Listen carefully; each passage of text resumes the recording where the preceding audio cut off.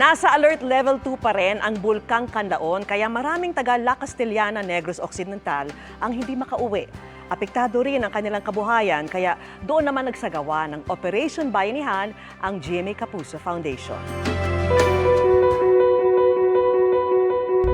Noong nakaraang Biyernes, napilitang lumikas ang mahigit 900 pamilya mula sa bayan ng La Castellana sa Negros Occidental dahil sa muling pag-aalboroto ng Bulkang Canlaon. Mayroon tayong FEBOX advisory na for the 4 to 6 kilometer danger zone. Kailangan po tayong mag-preemptive for those vulnerable sector natin.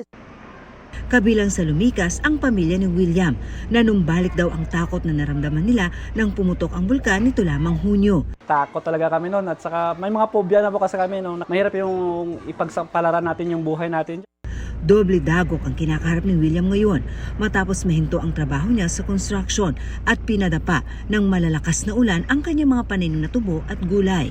Nakakalungkot po ma'am kasi nga nakaraan naapektuhan kami ng El Nino. So ngayon, inaabot na po kami ng bagyo at saka bulkan na naman. So ayun, yung hanap buhay namin doon talagang wala na. Yung iba dyan, utang po yung puhunan namin doon.